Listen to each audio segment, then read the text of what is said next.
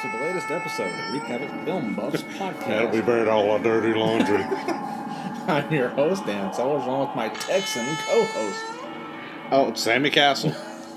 Wait, Sammie Castle. Today we are talking about the Lone Star State with the Texas Chainsaw Massacre, just in time for Halloween. I'd say it's up there with one of my absolute favorite horror films. And Oh, well, I mean, yeah. I mean, I think it's pretty everyone's much... probably, but I've always loved this one. I can't believe we haven't talked about it before now, to be honest with you. Well, I mean, we've tried to spread out the biggies. Yeah. We still haven't done Friday, have we? Friday the 13th? Yeah. Oh, we did the original? Oh, okay. I can't remember. With Matt Patterson. It's been forever Oh, ago. that's right. That's forever right. ago, but yeah. I know, we've been doing this podcast since we started recording in December 2015. Yeah. So it's been a minute. So we've done... Is this the last of the biggies? Have we done Nightmare? We did Nightmare on Elm Street. We Okay. got several more to go, I'm sure. I'm sure we did too. We can find some more, yeah. But I mean, this is your typical Big Four characters. Yeah. Character killers are Jason, Freddy, Michael, and Leatherface. And we haven't even touched any of the Romero dead series. Yeah. They talk about that quite a bit in the documentary. Yeah. Well, in other words, we have some interesting things coming up for you this month and in the future. As you know, we're no longer on a set schedule, so you get the episodes whenever we give them. So take it or leave it. Yeah. Listen or listen not. So what's new, bud? Nothing. I was so tired after last weekend with the film festival and the film festival in Spooky Woods and work, and there was like 2 weeks of just non-stop go. And so that Monday I was just like, I didn't go into the store till like after noon, and I was beat. And you still got to find time to kidnap women, time to a chair. Yeah. In the kill room. Yeah, in the talk kill them room. to death. Yeah. And that takes time. I don't actually beat anybody. I just talk them to death. That takes time. Yes. Talking someone to death takes a surprisingly long amount of time. You got to whittle them down. Break their spirit. Lord knows that's what makes my wife such a good person, is 20 plus years, and I haven't got her still here. Yeah. I'm sorry. Hey, Simba. Cat just joined us. Do you want to be on the podcast? Come on. It's a big cat. Simba, come on. He wants to be beside me. It's Daddy's baby. So as Sammy said, we just wrapped up the seventh. Yeah, we can do that one. The 7th annual Wreak Havoc Horror Film Festival, and I am pretty thrilled with how it went. It was pretty successful. Had a really good turnout, and I've heard a lot of good feedback from people. Yep. So I'm ready to take a break from it. Our second we all are. Our second successful year with Zach and Marketplace Cinemas. Sure. Considering pandemics, 2 years of pandemic filmmaking. Yeah, absolutely. Yeah.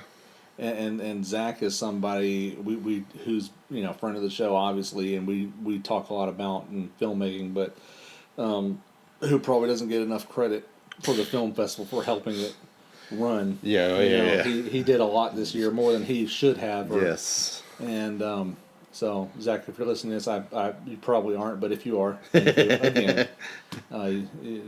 It kind of saved our ass here with this one. So yeah, I'm very pleased with the film festival, and I'm looking forward to next year, but I'm also looking forward to taking a break from it. And I heard from the Burlington, the Elon crew. Oh yeah. Yeah, Kathy messaged me. Hey guys. And she's like, sorry we couldn't make the festival this year. We were in Wyoming on vacation. And I was like, good. We were kind of worried that the move to Winston, had affected y'all. And she was like, no. We were just on vacation. So she said, I always look forward to looking at the list and seeing what we can find, elsewhere or online or whatever. Yeah. So I told her, I said, this year was a little different. And in fact, almost every year we have one standout. One movie that is so far head and shoulders above everybody else that it's obvious. And this year we didn't have that as much. There was a lot of parody. Yeah. We had some really exceptional Oh, films more than others. Not saying that they weren't good. There's a lot of our award winners, but I agree. I think everybody's raised their game. Yeah, well, and as we've been talking about over the last 2 years, we always kind of figured this year would be tough for filmmaking due to the pandemic and people making stuff. And I mean, it was tough for us, but it really slowed our filming down to where everything is going at the same time.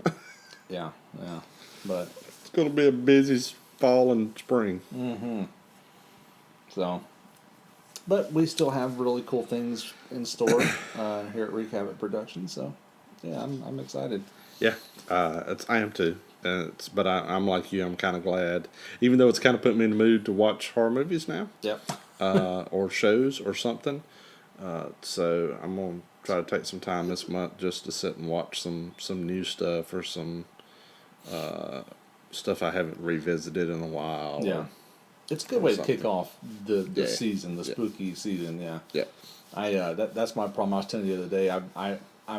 I'm terrible for rewatching old horror films I love, as opposed to finding new horror and watching. See, and I'm kind of the exact opposite. I don't, unless it's on TV, and I'm just scrolling through and I stop. If I'm going to sit down and watch something, I try to watch something I've not seen.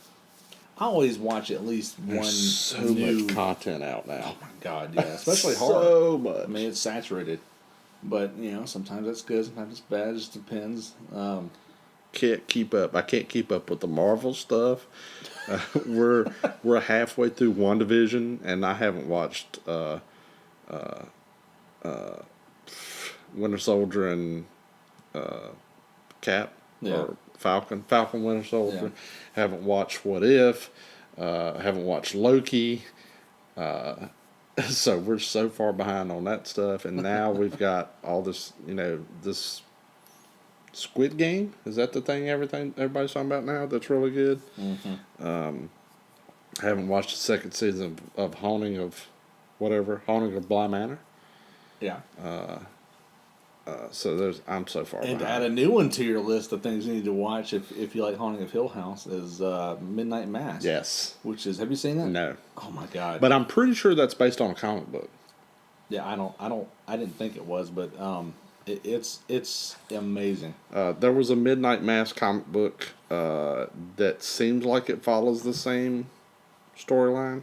Yeah. Even though I haven't watched it, I have to watch it because I read the book. Yeah. It's very Mike Flanagan-y. Yeah. It's you have a lot of characters and they all have a lot to say and they all get their moments. It's a slow burn show. There's not a very fast pace, but that's a good thing because you really get to take time to learn this small town, and so when things happen to people, it matters. It really matters to the viewer. Is this going to be a continuing thing, or no? I think it's a one-off. Yeah, I would think so. Kind of like a novel, Okay. As opposed to like a short story. Like a movie is a short story. Like this is like a novel, where each episode's a chapter. I'm good with that. Yeah, and it was, and you've heard me complain and gripe over the years about how I'd love to do a good vampire movie, but there's not really many good vampire stories to tell that haven't been told. Yeah. It's like, shit, he found a new good way to do vampires that I hadn't thought of, and it's amazing. We had a couple, two pretty good vampire movies in the film festival. Absolutely. Yeah. Which really just is another way of saying, I'm not creative enough to think of a vampire story. And my group that sat with me, Morgan, well, I don't think Morgan saw it, but Tanya, Sis, Lily, Matt, who sat behind us. And the group behind us and the guy in front of us all really liked Red Snow. Good. Good. Yeah, I was like, And that was their favorite feature out of the batch. So, one thing we always try to do, especially with the features, we do it to an extent with the shorts, but especially with features, is give a kind of a wide range of different types and styles of horror. And even though two of them were vampire, they're two very different films. very different. You know, and I think that plays with our audience. You know, they know they're not going to be getting the same shit over and over and over. So, yeah, I'm glad they liked it. Yep. I knew somebody would. Yeah. So, well, you ready to get rolling into our movie? Yeah. Okay, we're watching the opening crawls here. So, is this the first movie with a crawl like this? I don't know. It's before Star Wars, so I don't know. That's a good question. I don't know. I would tend to think not, but you know, Tobe Hooper had kind of come from a documentary background before making this film, so I think this was kind of in his wheelhouse to try to make this scene more real. Yeah. You know, and I think it really... and it's also very... you're watching the documentary. Yeah. Oh. Yeah. It's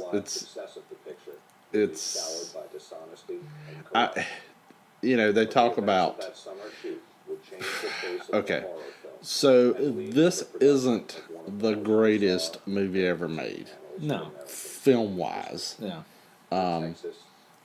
There's plot holes the size of buses, and there's... Oh, this is a documentary. That's what I'm saying. Like, that's not John Larroquette's voice. No, it's not. Let's get to the... Oh, you got the bonus disc in. Yeah. Oh, that's what it is. Oh yeah, and I totally agree with you. It's not a pretty film. It's raw and nasty, and you know, the regular or the special edition. I'd say just the theatrical whatever. Okay. It's fine. I watched special edition last night. But yeah, it's filmed on 16 millimeter, and it looks like it. It's not polished in any way. Well, and I mean it's super ultra low budget. There's stuff that you go, what the hell was that all about? It's not the greatest script. It's not, but it changed. It changed horror. Yeah. I didn't think about it until I watched the documentary. How much it fed off stuff like Easy Rider. Sure. Which also doesn't make a whole lot of sense. Or Psychomania, which doesn't make any sense. I would imagine this film was very effective to audiences who watched it, especially for the first time. Yes. Especially now having seen stuff like this, you know. Probably had a big impact on the audiences. Was this after or the same year as Exorcist? Exorcist 72? This is 74? Let's find out. This is 74. Yeah, I knew this was 74, but I couldn't remember. And you know, even though they're both very scary films, it's hard to compare them because they're so different in tone. And 73 was Exorcist. Okay, so it was a year before this. So, but they were filming this while the Exorcist was out. Yeah. But you can't see a whole lot of influence in it. Oh no. But anyway, it's funny you mentioned that because I never thought about it, but I did see something that says its opening shot is very similar of the famous shot in The Exorcist of the Pazuzu statue in the desert. You know, just standing there, and it slowly pans out. And you kind of forget about this opening shot. And I was watching it last night, and I was like, "Hey, where the hell?" Or night before last. I was like, what the hell did this kind of opening come from? But I tell you what, between that opening crawl and this establishing shot, that sets a damn tone. Yep. You know, and the creepy photographs being taken. Yeah, that is something Just right off the bat, it's got to put you on edge. Yeah. And so, I mean, this has spawned so many movies in so many different ways, and so much. Just the influence of this movie. Yeah. Good. That's a good point. This may be one of your most influential. And you have to we always talk about looking at stuff in a time context, but we were coming out of the love time of the 60s. Yeah. And it's fucking dripping. It's gross. and that's why that's why the actors fell too. Vietnam too. Yeah. It was scraping and TV because you're getting pictures from Nam. You're seeing real world horrors going on. So I think in one of the things I saw about this was it had brought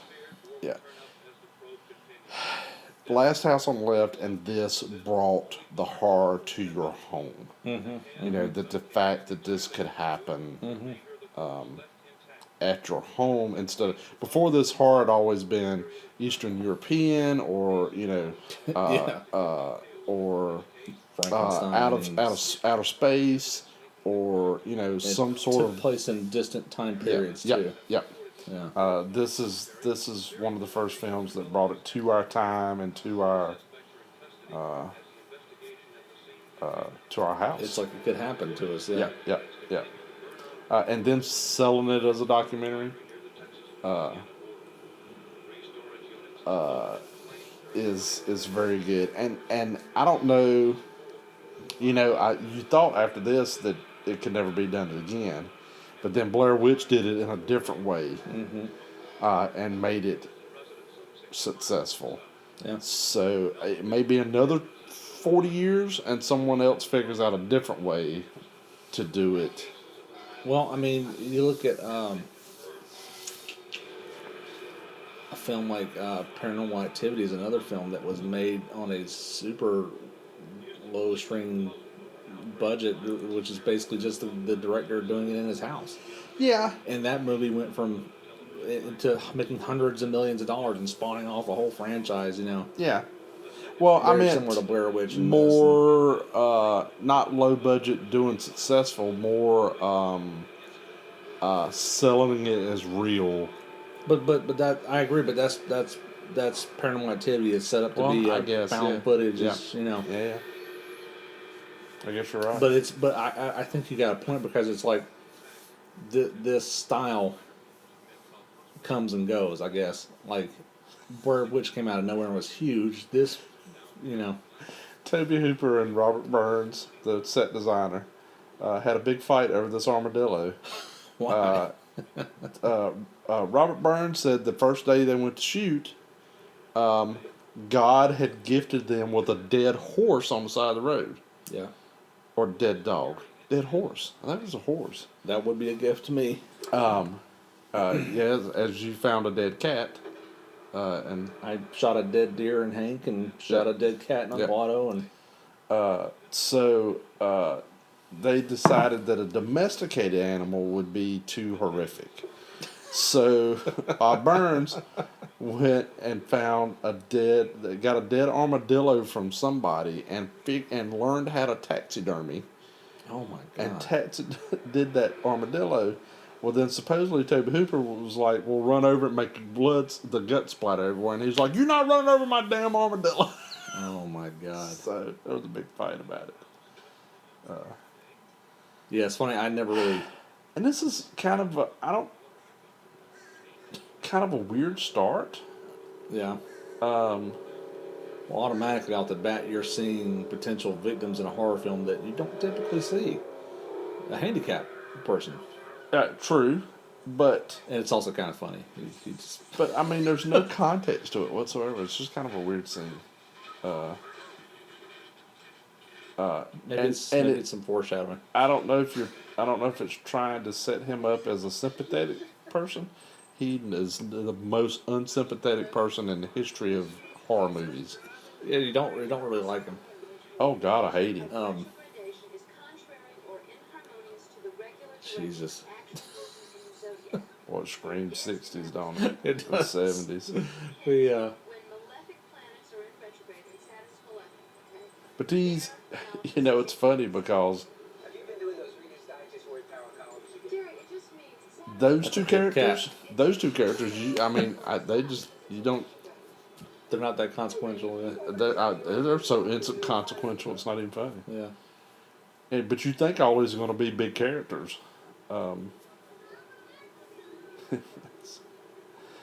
This is also a movie with very, very little dialogue. And famously, very little blood. Which I'm sure we'll talk about as it goes, but. And that sold the movie right there. Yep. The little smile of his.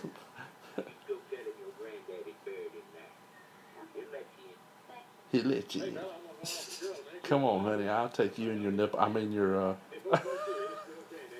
Come on, tits. I mean, honey. Yeah. It's awfully hot to be nipply.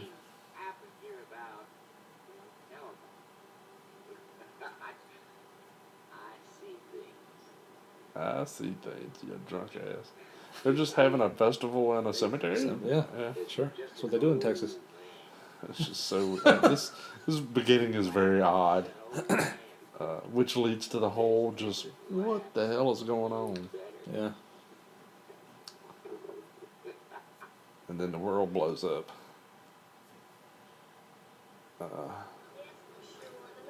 We'll skip ahead a little bit. Yeah. It's probably about a good time to do that.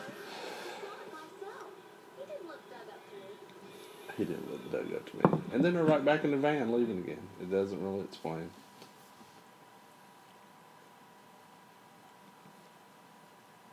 Except for the slaughterhouse thing. Which doesn't really set up for this movie, it sets up for future movies. Yeah. And her brother, Franklin, being the most annoying person on the face of the planet. Yeah. Oh, the hitchhiker.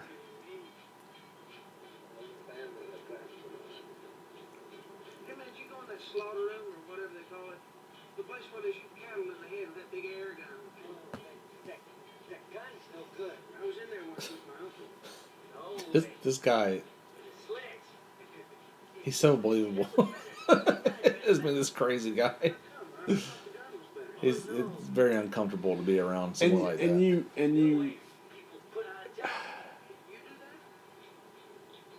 I mean, okay, so in this day and age, who in the hell would pick that guy up? He's got dead stuff hanging around his neck. It's hard enough to pick up hitchhikers. Period. Now, I guess this is a really good example of time and place. I'm sure it was a bit more common back then to pick up hitchhikers, especially with a weird thing on his face. But yeah, remind me when we're done recording. I'll tell you of a hitchhiker story. Oh, okay. It's pretty recent.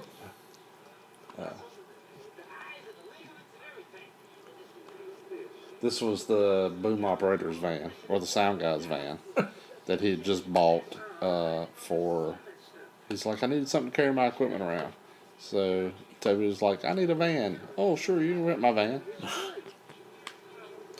So it's funny you said this is a super low budget film. When you look on IMDb, it's really hard to get a real... It's hard to tell a real budget of a film because they also include like marketing, they include all kinds of other things that you don't think of. So if you look, IMDb has the budget of this film in 1974 is $300,000, and it's like, holy shit, what did they spend $300,000 on? And I will interrupt myself here and say this is where you do see some blood. It's not very much in this film you see blood, but here's the first. But it looked, from what I could tell, I also found that it looks like the original budget was like $60,000. Yes. And then it wasn't until they started getting into post production that they were like, oh shit, you know what, we're gonna need more money. And then they ended up raising additional funds from there, and then had to spend more. Well, the they just lights a fire in the van. And pulls out a... He's got to cut a sucker. And then cut Franklin. Just for the hell of it. Yep. Well, I think, he's one of those... He kicks the man. That's funny. He's one of those people that, all the commotion and screaming probably just upset him and freaked him out, and that's how he responded. Because he's a sick individual. I love how his little movements here kind of mimic what happens later at the very end. Yeah. It's almost like they know each other. Almost. Now here's where we need to take a pilgrimage to someday. Texas Chainsaw gas station? Yeah. Yeah, that's open and they're... basically, it's like a museum, isn't it? Or someone bought it, right? Yeah. I think R.A., who plays Leatherface later on, is down there next weekend or something. I follow them. Some fans Facebook. bought it and they've turned it into an attraction where you can go and can't you get barbecue there? Yes. Yeah. See, this is what we need to do. This needs to be a guy's trip. I agree. To Texas. We could do this in the Clown Hotel on the same trip. Clown Hotel? Yeah. There's a Clown Hotel. Okay. I forgot. Yeah.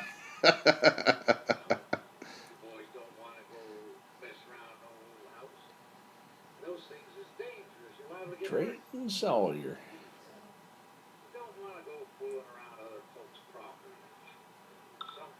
He's very believable as this. Yes. This old Texan guy with barbecue.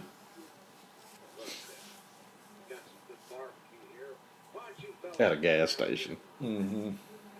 Might as well tell them you got sushi.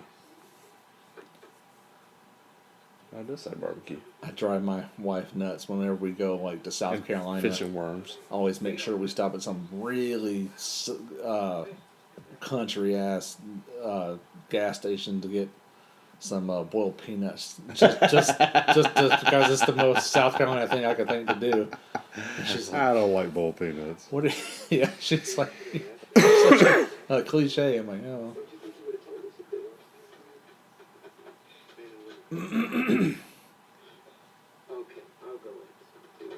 So apparently, I don't know how true this is, but I think it's so funny. It's worth mentioning that Tobe Hooper really wanted to explore this horror concept of let's not show you everything and let's let you imagine a lot, and that's going to be scarier. And I agree with him that there's a big point, and that really helped sell this film. But he also thought that meant since we're not showing so much blood, we can get a PG rating. And so he was going for oh Lord, a lower rating, and apparently it took multiple submissions to get this an R because they wanted to give it an X back then. Yeah. They talked later on about 3 having to go back 80 times.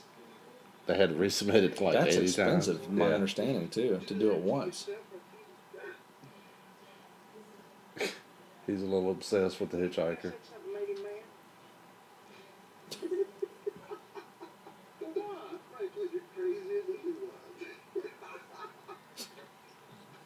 There's no... You kind of don't feel for any of them. There's no really character building.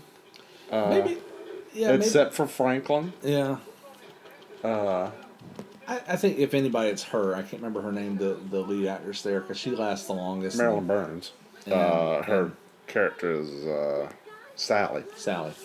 Sally kind of, she makes it the longest, and she endures the most and still survives. But she doesn't, I don't know if she has a character arc. Yeah. I mean, other than she spends the entire last 2/3 of the movie screaming. She does what the other ones can't do, which is that's make true. it out. Yeah, that's true. about it. This film would never get made today. You don't think so? Nope. I wonder what the modern equivalent would be. And there's several reasons. But the main reason is the fact that actors and actresses and people who work on films are so freaking soft. Okay. I mean, this bunch worked 32 days in Texas. The temperature was between 95 and 105 outside. They never changed clothes. Yeah. Well, yeah. The at least Gunner and Marilyn didn't. They worked in all that oppressive heat, and I don't know that anybody would do that. Even like little bitty no pay people around here wouldn't do stuff like that. Well, I would say that would probably... As someone who was buried alive for 3 hours. I was... for no money. But I think people are still doing things like that, but they're just not ever being seen. You know, they're not movies like this that have a huge cultural impact. They're maybe they're like Hank versus the Undead. You know, like that was not a fun shoot for anybody. True.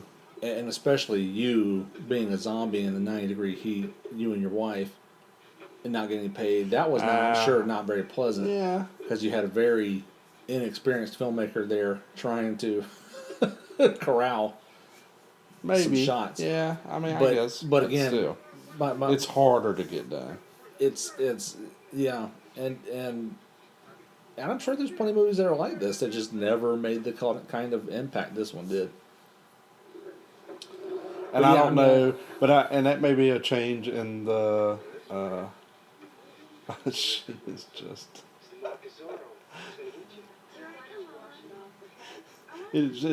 Except for Marilyn Burns, who was cold the entire movie. Yeah. I don't know. Maybe it's because of the so much change in culture and business that movies like this will never get seen like that again. Because there's too many big studio heads that are like, oh no, this ain't gonna be. Well, and unions have to do with that as well, which unions can be a great thing for actors and filmmakers, but it also can mean that films that aren't made union don't get seen. Yeah, yeah. and it costs so much more to make them. There's a double-edged sword there. Yeah. Yeah, and to make those, you have to have a lot more money involved. Yeah, we won't get into the business of unions. Sure. Yeah, that's a little too close. That's just a little too behind the scenes here. Oh God, this is so. You want to feel sorry for him. Yeah. He's in a wheelchair. Nobody wants to freaking help him. He's struggling getting up his little hill. He's got a freaking sausage in his mouth. I was about to ask, what the hell is that? I thought it was a hush puppy for a second. He's not a sausage. It's too big to be a cigar, I guess. He's really they're going in a house that's upstairs.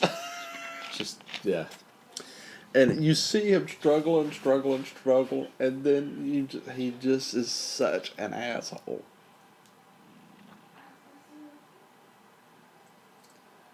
We're about to get to our first kill here. Come to Texas, have some fun. It's just so freaking annoying.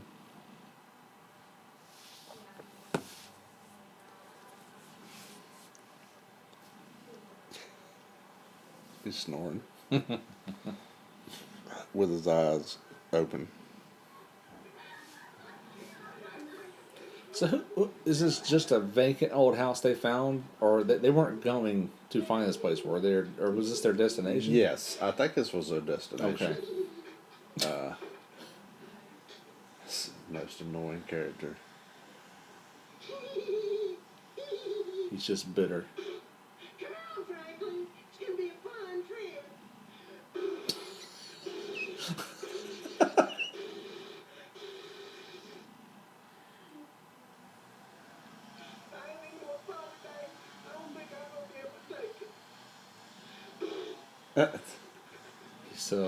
He's so bitter. He's not getting laid this weekend. No, he is not. As we have chainsaws running in the distance in the middle of a neighborhood. This isn't me. Oh, it's weed eater. Chainsaws in the distance.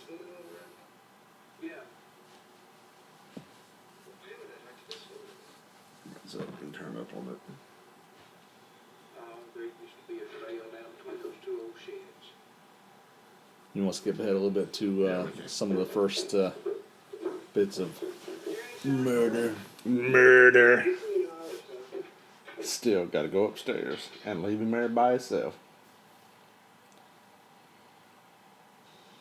Some kind of dead thing. Sally?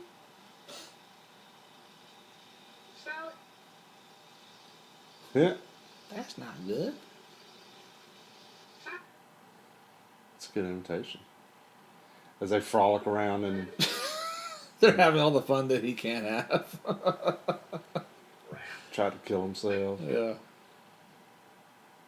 Let's go get. Oh Lord. Yes, I don't think anybody but Franklin is realizing what kind of dangerous place they're in, or what danger they have put themselves in by going there. They're all, Yeah. kind of having the idea that they're having this fun weekend or whatever, fun trip, and then we find a human tooth on a front porch. Just sitting on the porch. Hello? Which reminds me of the Psycho house, the interior right there, that shot. Yeah. Which is pretty good segue to Ed Gein, who is one of the inspirations of Leatherface, I would say. This is kind of our first Or introduction to Leatherface. introduction to him. Pick me up. See all those dead animals hanging on the wall. Well, this is kind of what happens when you just, go walking up into somebody's house, a total We gotta stranger in think. the middle of the nowhere, and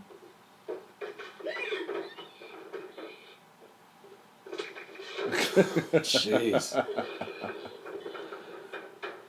And his first kill's with a hammer. And let's be honest, this could happen to you even if the guy hitting you was not a Yeah. evil. You go run up in someone's house, yeah, you might just get hit upside the head with a hammer. Yep. Yep. No, Gunner was not their first choice. Really? He was, he'd heard that they were making, supposedly Tobe Hooper was the only kind of filmmaker, feature-length filmmaker with any experience in Austin. So everybody had heard about this movie being made in Austin and that Tobe was directing it. So they had somebody walked up to Gunner on the street and says, "Hey, you should play that big killer that they're doing this movie with, but they've already cast him." And he's like, "Oh, well, damn! I missed that," and went on about his day. A couple days later, Tobe walks up to him out on the street, and is like, "Hey, the guy we hired to play Leatherface is drunk in his hotel room and won't come out. Would you shave your beard?" Do you want to do it?" And they made him shave his beard, and it's the only time that he's ever shaved it for anything. Honestly, not that it might matter much with the mask on, but Yeah, I mean, it's kind of my thought too. Yeah. But I'm sure it was a lot hotter without it. probably. But yeah, that's how he got the job. That's crazy. That's like, oh, you're a big son of a bitch. Yep. You could do it. And he's a pretty good sized boy. He's not as big as you would think, but Well, and he's pretty good in this iconic role to have just been yeah. someone picked off the street. Jeez. yeah. It's like a lot of films like this that are classics are just luck, Yeah.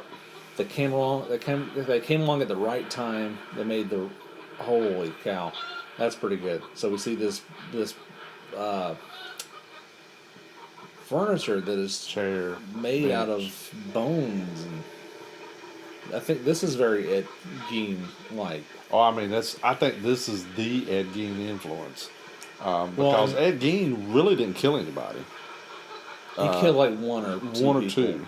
But he but wasn't they were this- just to get skins and Yep. stuff. Yep. I mean, it was. I think the Leatherface part is Ed Gein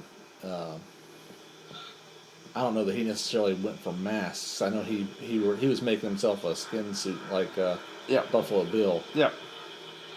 And I think it's the influence. He's a little country boy. I think the influence is in the house. I think he built a lot of furniture and hung weird stuff, and I think that's a lot of the Ed Gein stuff. And then the mask or whatever. I'd say also probably that he was just a country boy's out to himself and could get away with this for a long time without anyone knowing about it. Yep. But there's not a lot of grave robbing, or which is what Gein did more than anything. Because really, for him, it was just about the product he was getting. It wasn't about the process of killing. Yeah. I think if he could have gotten away with killing those couple people that he did, he wouldn't have had to. It was like his brother. That he's always wearing a tie. That's a good. Well, he wants to look good. Well, yeah. At his job, he wants to be professional. A tie with an apron. He's the Sawyer family is very good. They're known all throughout the South for their barbecue. You know, you gotta look good while you're cutting up your meat.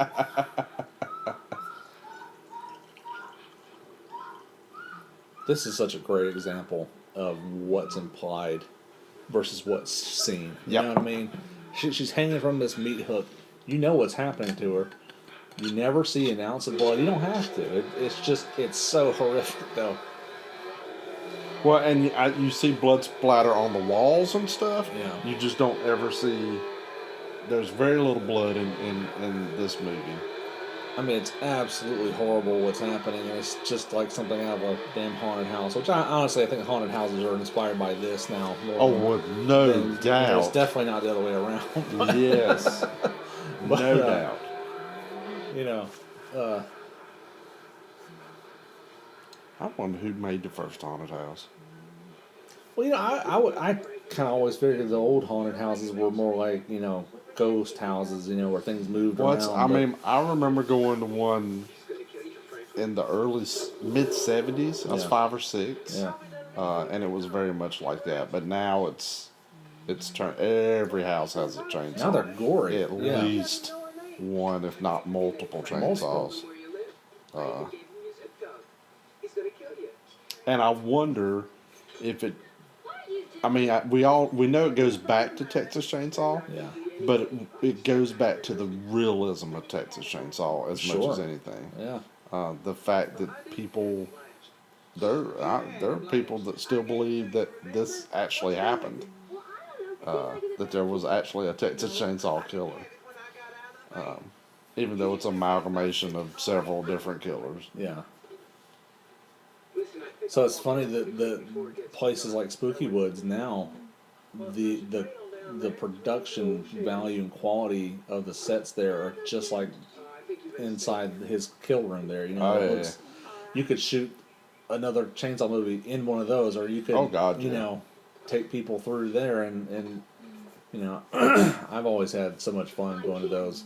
Ever since I was little, it's like I'm being immersed in a horror film. Yep. For people who like horror, it's definitely. Are you mad at me? I've hated you my entire life. It's funny that they're so much better than when I was a kid. You know, when I was a kid, we had haunted trails, and they were $7 or something like that. You know, they're a lot more expensive now, but you get so much more. Yep. It's so much more of an experience. Yeah. I don't know how much. Ours was always, when I was a kid, was put on by the local JCs. Yeah. In a real haunted house. A real haunted house? Mm-hmm. Wow. That's a way to do it. And I don't know. Well, you know, they always said at the horror show that house is haunted. That building down there is haunted. The horror show? Yeah. I didn't know. I know Spooky Woods is haunted. Yeah, that's what they claim. The supposed little girl. I've never seen it. As much as I've been in that house by myself, and yeah, it's good for business. There's a couple people who've been there that claim they've seen her. Yeah. But you know, I would if I had a haunted house, I would perpetuate that too. Well, you know, Curtsy Valley's got a pretty good story that goes with theirs, and we actually did that on an episode of Caroline and Hanks in the first season. Yep. Go check it out. Yeah. I'm never inside there, so I don't. It's not something least- I'm ever going to experience. At least once or twice a year. Yeah. That's. I wouldn't want to work at one just because I enjoy going to them so much. I don't really want to see how the sausage is made. I mean, I kind of knew. I mean, even going through, I knew how the sausage was made, but the thrill of scaring people was great. If you're like me, and not everyone is, I go into those things and I really try hard to suspend disbelief. You know, like I want to go in there and be That scared. is appreciated very much. I want to go in there and look at the sets and be like, wow, I'm in Dracula's castle. This is awesome. You know? I hate people that don't do that. You know, it's like I'm paying for this experience. I'm paying a good buck, too, and I want to enjoy It it. is amazing how many people are like, I don't want to...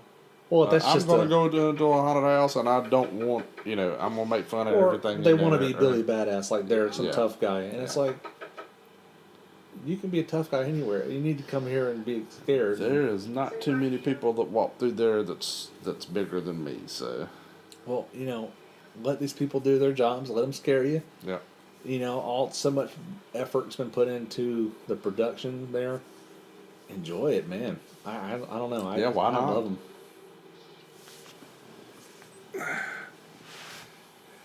See, we don't know any of these characters really, other than Franklin. And maybe there's something to be said about that. That if you're an audience member, you can almost kind of put yourself in their shoes Pretty good jump because scare here. you don't know them.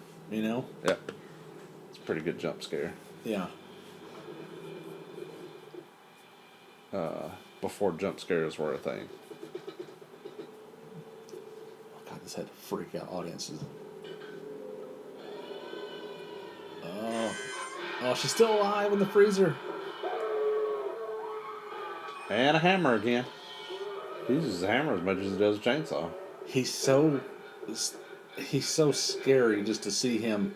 No one runs, no one fights back. I guess they do run, but they don't put up a valiant effort to save their own lives. And Gunnar says that character is he's scared.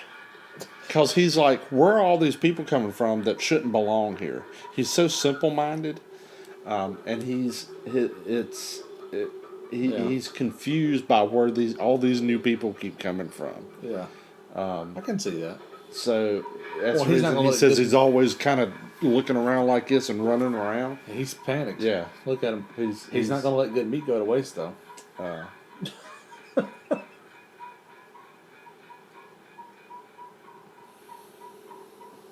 There's T. Maybe that's the reason I had him shave, so that would come off better. I don't know. Something you forget about in this movie too is that he talks. We attribute silent killer him to being a silent killer like Jason or Michael, but he talks in a very high pitch. Yeah. And you see later on, there's they talk about it in the documentary a little bit, that he's almost the female of the house. Mm-hmm.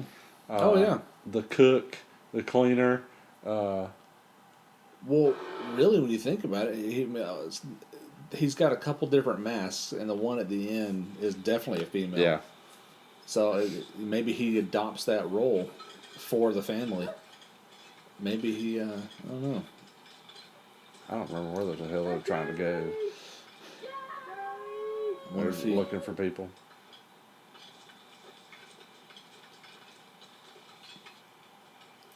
There's a little bit of blood here. Stop. It's so hard to see. Yeah. Now, it's our first real chainsaw kill? Yeah. There's a little bit of chainsaw play earlier, but there's not really a kill. The guy's Not a already kill, dead. yeah. So, they said that all the crew was standing around with Caro syrup in their mouth, and every time he would swing the saw down, they just all spit. Wow. And that's how they got that effect. I would have never thought to have people spit blood. Yeah, they're just all spewing blood. Yeah. Because it was so low budget, they couldn't. Nowadays, we figured it out. We'd use a pump or something. A pump. Yeah. I've used the pump. I've had people blow blood through tubes. Yeah. And that's has somewhat successful, but I've never thought of. Yeah, the girl who did all the makeup and special effects, I guess. So they were just all starting around with carrot syrup going. Oh my God. That's crazy. And it's still 90-some degrees at night. Sure. And that's a really good, that shot when he approaches Franklin, when Franklin flashes the flashlight, and that's a really good shot, and a good jump scare. You can't really see everything too clearly in the dark, but you can see that face and that chainsaw, and that's terrifying. Just in that flashlight. So what's interesting is this movie. And that's why the chainsaw comes in handy. He's got to cut down all these trees to get got there. all that brush. You got one thing this film does really well is it kind of takes this twist in here in a little bit. I'm skipping ahead and bringing this up because right now, I mean, Leatherface is scary, but he's the scariest thing there is until she makes her way. He's the only thing. He's the only person. Yeah, you think it's the only person house, who's in you the think house. he's the only threat. Yeah. And then it just twists on you in a way I'm guessing you probably didn't expect.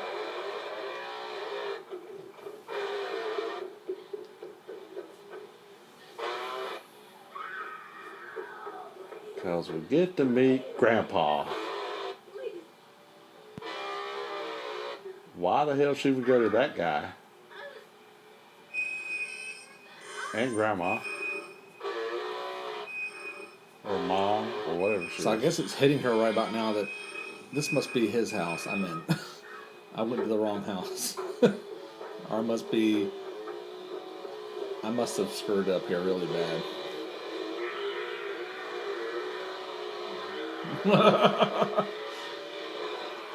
There's that horror trope of the white girl running up the stairs. Yeah. Jumps out of a window. That's pretty good. And I mean, she just jumps out. She don't stop. Well, I guess you do what you got to do when you're running for your life. She said she really twisted her ankle. I can imagine. And that's the reason you see her at the end of the movie hobbling. Yeah. So it kind of, again, one of those things that was such for her, but was fortuitous for the movie. You want to talk a little bit about the series, the franchise here? So we got this, the original, came out in 1974. And then Tobe Hooper came back to direct Texas Chainsaw Massacre Part 2 in 1986. So a good little break there in between films. So 12 years? And I wonder how much of that had to do with the revitalization of horror in the 80s. I don't know.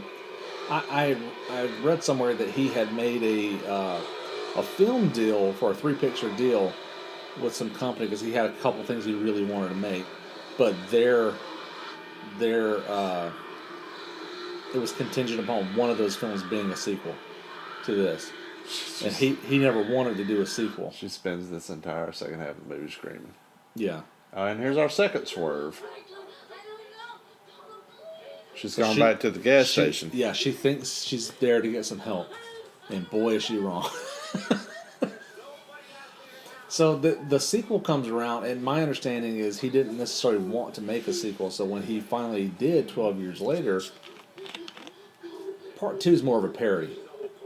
You know what I mean? I mean, is that a best way to put it? I mean, it's almost a comedy. Well, from what I understand, they wanted Gunner back. Yeah. They wanted Ed Neal back, and they couldn't afford either one of them. Yeah. And supposedly that was a bunch of shyster movie guys too, that just ripped everybody off. Yeah. Like the group in the first one, to get the movie made, Tobe and the writer sold off their points to get the post production done. Yeah. So they promised everybody points on the movie, which is a percentage of the net once everything's said and done. But they come to find out they had points on a company who had points on the movie. Oh my lord! So they got a pittance for that. Sure. So flash forward to Texas 2, and these guys have learned their lesson from that because it's so much. And have made later. other films in the meantime. Yeah. Yep. And Tobe said they offered it to Gunner, and he said, "This is my price," and they wouldn't meet it. And you hear that a lot from Gunner. Is like, I've been offered every one of them, and I told him this is my price, and nobody would meet it. And he said it wasn't like some stupid number. Yeah. But to some financiers and producers, he's just it's just a guy in a mask. Yep. Anyone can play him. Yep. And I'm sure the same can be said with any of the actors who play Jason. Yeah. They kind of feel like anyone can do that. And that's not correct, but No. As someone who plays a big, quiet killer son, it's not always the easiest thing to do. Beating her with a broom, bless her heart. Yeah, She's had a rough time. she has.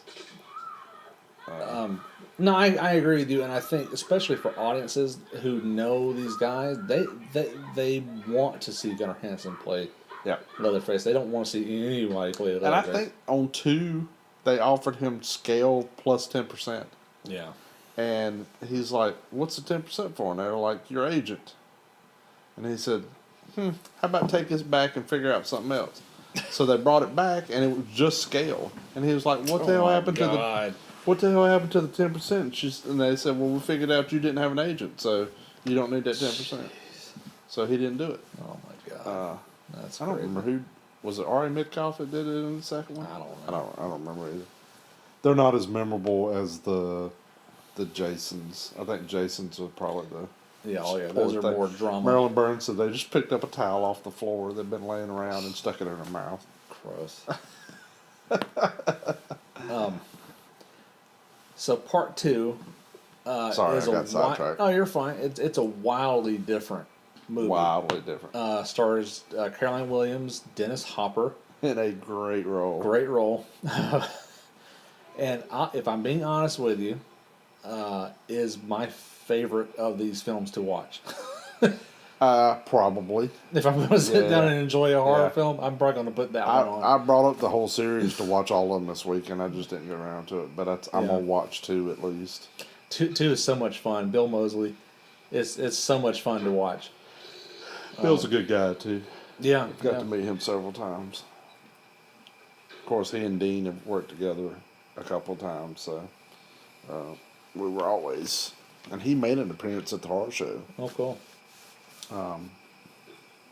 But, yeah, he's...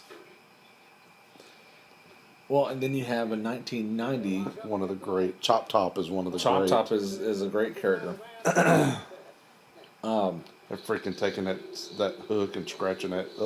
That wire hanger and scratching the skull cap. Yes. It's like one of the most disconcerting things. Music is my life.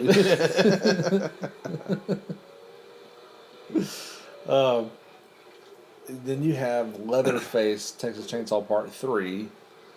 Terrible. In 1990. Terrible movie. Yeah. But they talked about that in the documentary some, and the director says that's Bob Shaye's fault. This is New Line by then. Yep. Said he delivered the movie and they all went, "Oh my God, this will never get a rating. It's too damn bloody." So they just started cutting stuff out of it, and he said they cut the negative. Oh my God! So all that footage is just lost. I've heard there's a director's cut, but I don't know where. I don't know that it's available. Yeah. But I'm not a fan of it. I think I've seen it once, and I was like, "It's terrible. I don't have to watch this. I don't have to watch this again." Terrible. Then there's Part 4, The Next Generation, like Star Trek. Yep. Came out in 1994. Another terrible movie. Terrible movie.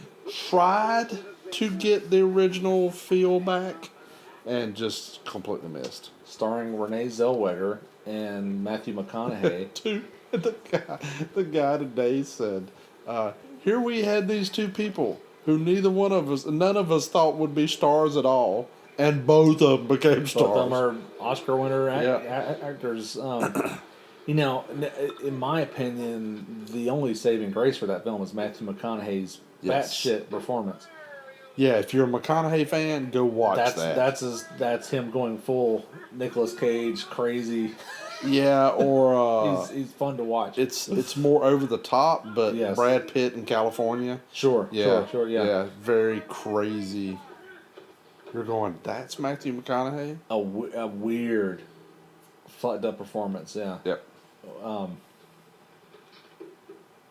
Especially if you like A Time to Kill and Sweaty, Matthew McConaughey. Like the same era. Yeah. Same year, next year. Yeah. I think they made it before that, and it took that long to get released or something. Yeah. I had heard that the studio's trying to kill Next Generation because by the time it was ready to come out, he was becoming a big name. They were like, "Oh, this could hurt these other movies," because, which is just silly way of thinking about it. I mean, audiences, I don't think really give a shit. And it may have went direct to video. Who knows? I don't remember. Well, and then there's a pretty good gap there until you have the remake in 2003, and you're a big fan of this one, aren't you? I love that. It's probably my favorite, other than The Thing, which technically is a remake. I mean, it's a remake, but it's technically not the same kind of remake. They take that whole storyline and just kind of turn on its ear. And The Fly is really good, but Texas Chainsaw of the modern remakes is probably my favorite. There's a lot of these modern remakes of the 80s and 70s slasher films that aren't that good. I really like that movie. That's a good one.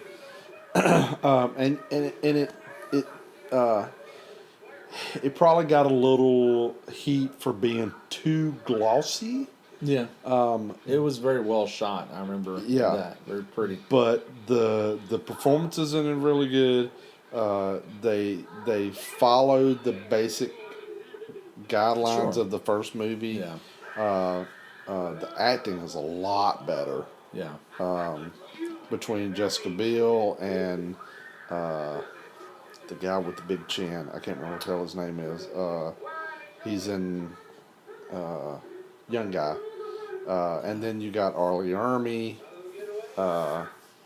playing the sheriff, and it's a super good remake, and one of the best trailers I've ever seen. Yeah. I need to go back and rewatch it. I saw it once in theaters in 2003, and I don't think I've ever seen it since. Yep. But, and brings the blood. Oh yeah, it definitely brings the blood that the original didn't. You know, sometimes I can watch sequels or remakes, and I'm happy with. Sometimes I watch and I go, I just want to see the original. Why am I watching this?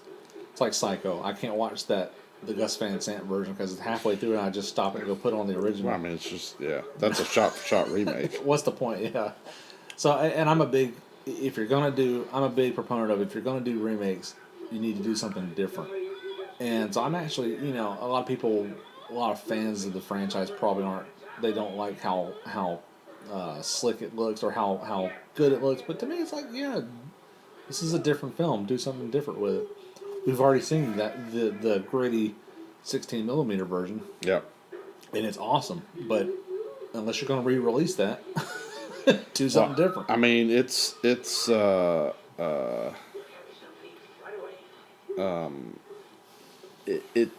retains some grittiness while being more polished. Sure. If that makes any sense. Yeah. Well, I mean, you got to think about a 2003 audience too. Yeah, and you can't emulate this kind of grittiness in 2003. And that's the thing. If you try to emulate it, you're really just going to fail. And I think even Tobe Hooper knew that. I mean, look at the difference between this and Part 2. It's night for day. I mean, it's totally different, and it's meant to be that way.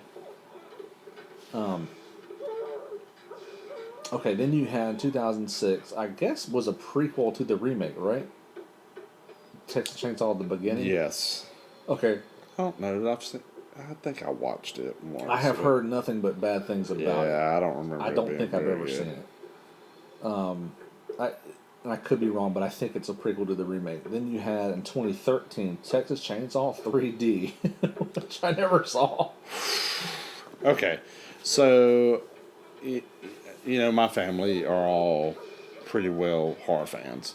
Yeah. Not as much as me, but all of them. Everybody enjoys it, and so much so that every Halloween we'd go see Saw.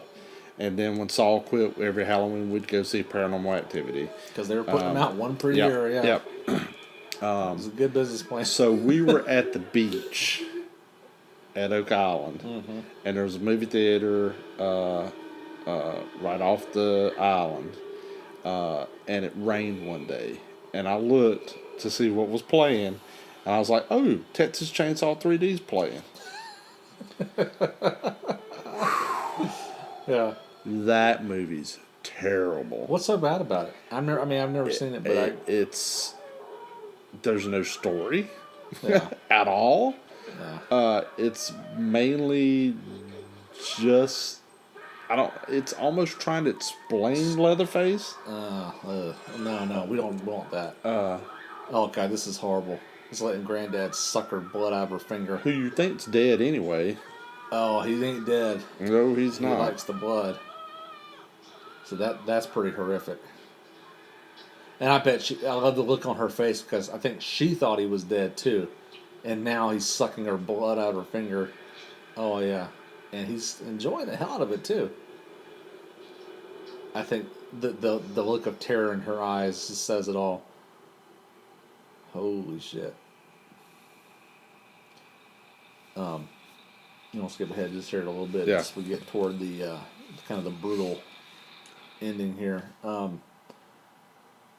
You know what? I would love to see another film. A 3D what?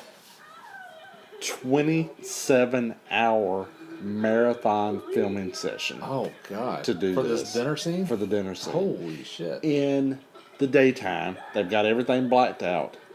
I guess day and night, but the dinner scene's at night. See, that's where your budget goes for film. In 95-degree Texas weather. Oof. And everyone's wearing the exact same stuff they've worn for 2 weeks. Yeah. Oh, God. They said the place stunk. They stunk. Everything was just... I don't know how they keep from showing everybody sweating like crazy. But 27 hours to film this. And they had to do it because the cook... or the old man in the gas station, it was his last day. So they were so far behind, they were like, okay, we're going to film until we get this done. 27 hours. Holy cow. In a freaking dinner, at a dinner table with a bunch of dead, rotten, stinking animals. They brought just roadkill in and just laid it everywhere, and yeah. I love that Leatherface has got on his formal dinner attire. Yes. Too. He dressed up for with a tie. The occasion. Yeah. It's always got a tie on. She got out of the house. You could hear that chainsaw just roaring. And it's funny that no one ever uses this in a haunted house. The suit and tie. Everybody uses the apron. Yeah. I love the suit and tie look. And the woman's hair. Yeah. Yep. The apron. Now we've used woman's hair, but virtually everybody uses. It's a pretty good death here. He's so taken with.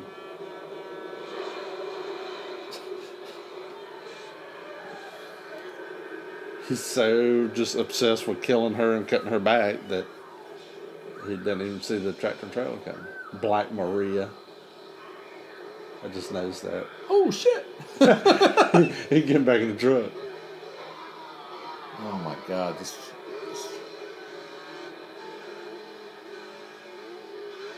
wrong place, wrong time. I don't know why he didn't just drive off in the truck. Yeah, drive off. Oh, because he wants to be Billy Badass, that's why.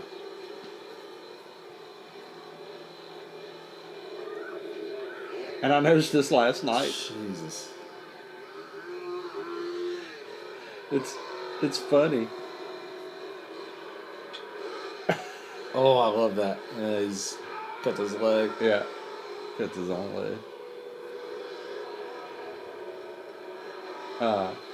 It's funny. The truck driver survives. He just runs off. You don't ever see him He just anymore. keeps on running. I want to see his story. That should be one of the sequels. At least you assume he does. I mean, I guess Leatherface could. So you And never a random get guy in a truck just drives by and picks her up. Now, in any of the sequels, they don't really follow up with her, other than to say at the very, very beginning of part 2, they very briefly mention in the opening crawl that she went into like some sort of catatonic state after this. If I'm not mistaken. Do you remember that? Or am I making that up? You're probably right. I don't remember. It's classic. So Marilyn Burns says that she'd been in that clothes and they had just poured blood over her head. She was sticky and nasty. So they shot this last scene with her, and she got out of it and she's like, I can't wait to get out of this shit and go take a shower and get cleaned off and da. And We need some reshoots. 2 weeks later, Tobe comes back and goes, "We didn't get it." And she's crazy. like, "What do you mean you didn't get it?" He said, "We didn't get the final shot." So she had to come back and put all that crap back on and pour blood back over again. And she said that screaming and laughing and that crazy look, she said that's true because I was that crazy about having to get back. That's insane.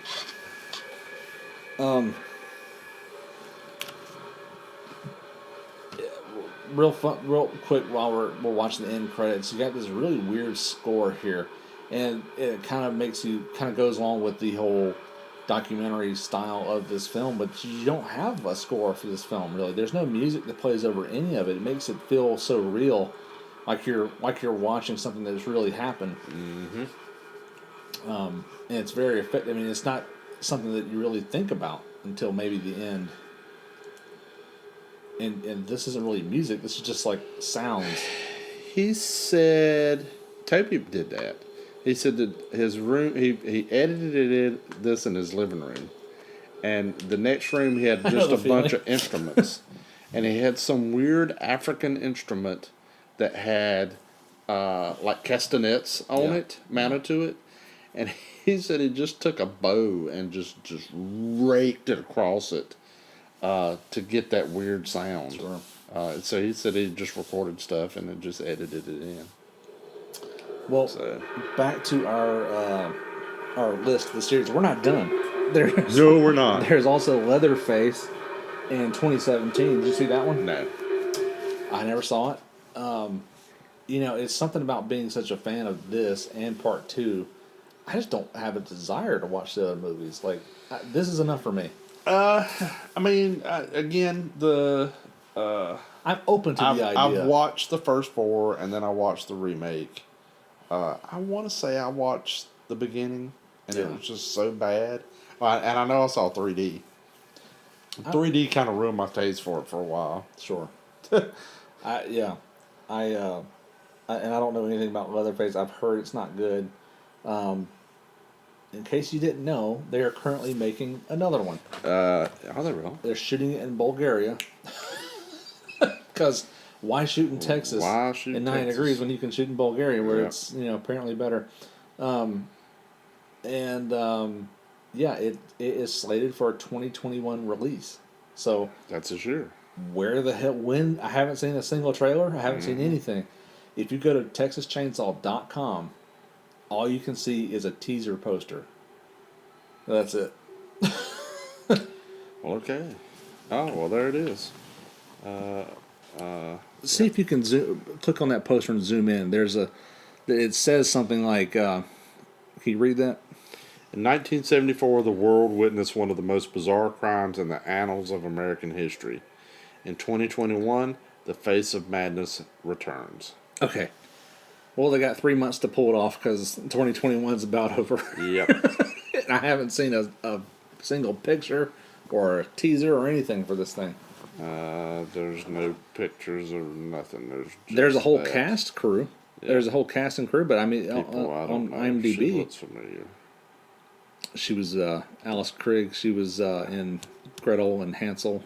Came out a couple of years ago. She was in. Oh, that's where I recognize her from Thor: Dark World. Oh, okay, yeah. But yeah, a lot of no-name people, or I hate to say no-name, but unknown people. Unknown. That's better. And I'm going to keep an open mind. I'm not going to immediately say I'm not going to see it or don't want to see it, but okay. Here's the synopsis. Another sequel to the original, The Texas Chainsaw Massacre. The spiritual sequel to the Texas Chainsaw Massacre franchise takes place 47 years later. Melody is a 25-year-old San Francisco moneymaker who drags her young teenage sister with her to Texas on a business trip out of fear of leaving her alone in the city. The younger sister, Dreama, is an amateur photographer who is wheelchair-bound, and it's not long until they're fighting for their lives against a 60-year-old Leatherface. 60-year-old? 60-year-old. So he was only supposed to be like 13 in this? I guess. That math doesn't add up, does it? That's not. Yeah. Okay. All. Hey, interesting. I'm going to keep an open mind. I'm going to say it's going to be good. We'll see. So. 3D was famous for having Scott Eastwood, Clint's son, in it, and a guy who looks disturbingly like Brad Pitt. And Trey Songz.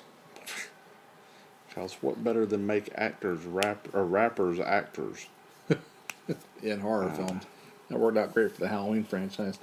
Yeah. All right. I think that'll wrap up our episode on the Texas Chainsaw Massacre. Any final thoughts? I mean, it's iconic. Yeah. If nothing else, but for historical reference, you need to watch it. Sure.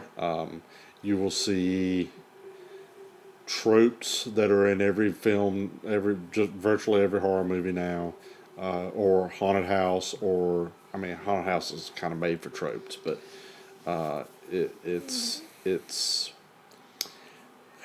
this and Night of the Living Dead are probably the two most influential horror movies. Maybe Psycho. Yeah. But it's you can't even call it a modern classic because it's not modern anymore. Yeah. It's not even modern anymore.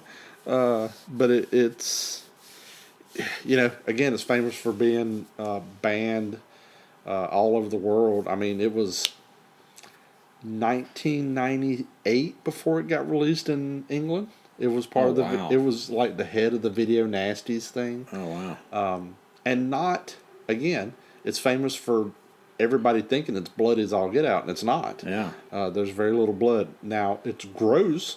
Very gross. Yeah. There's a lot of set design and props and makeups and stuff like that are very gross. But it's for any true horror aficionado, you have to watch it. Absolutely, I totally agree. And it's funny you were talking about the tropes that it kind of started. As I was watching that last scene, I was reminded of the new Halloween movie, which is about to not be the new Halloween because the new Halloween is going to be the new Halloween. Yeah. But the 2018, like the spoiler alert, kind of ends with the hero, the heroine, and all three of them, 3 generations of heroines, jumping on the back of a truck and taking off to safety, which I don't know why it didn't hit me at the time. Watching this now, I'm like, oh yeah, that's they did that in the new Halloween. That's cool. So I don't know if that was a nod to them or what. It's a good little plot device to get someone out of a. Yeah, I mean that's.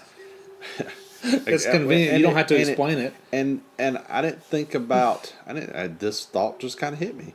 The horror of this movie kind of starts with the hitchhiker. Yeah. And then it ends with the hitchhiker. Hitchhiking. That's pretty smart. Yeah, I like that. I like when a film kind of comes full circle like that. All right. But yeah, don't necessarily check out everything Texas Chainsaw related. I think we firmly established that here.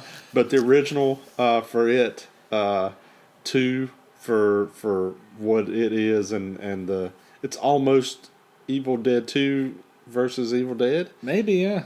Texas Chainsaw 2 is kind of... I don't know. I mean, it's so much of a departure from this first film. Yeah. It's hard to imagine it's the same director. 3 you can skip. New Beginning you can skip unless you're a Matthew McConaughey fan. And you need to watch it for that. Type it, go to YouTube, and I strongly recommend the remake. It's a good film, and it spans on this one very well. And then the rest of them you can skip. I agree. All right. Well, that's going to wrap it up for us. Sammie, where can our listeners find more of you? You can find me at all the social media at Sammie Castle. We have some films on the film festival circuit. Chatterbox, starring me as myself.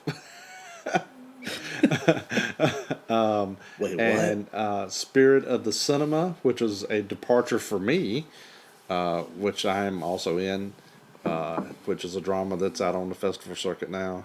And we're busy. We got a lot of crap going on. And you can, if this comes out in October and you're in North Carolina, come to Spooky Woods. Absolutely. And see if I'm playing a big silent killer or not, or if I'm playing some other character. The best scary fun time you'll have at a haunt, in my opinion. I never miss a year at Spooky Woods. We've got 3 new sets or something. It's not as expanded as it was. It's all walk through now. You don't have to get on the tram.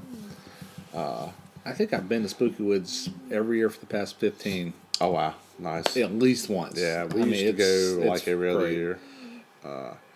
We would split between Woods of Terror, them, Horror Show,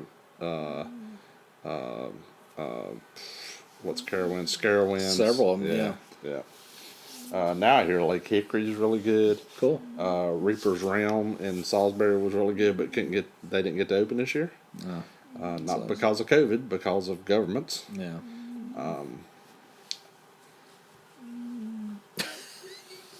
Our snoring cat. Our third host of the show is snoring. We put her to sleep. Simba's snoring. We bored him.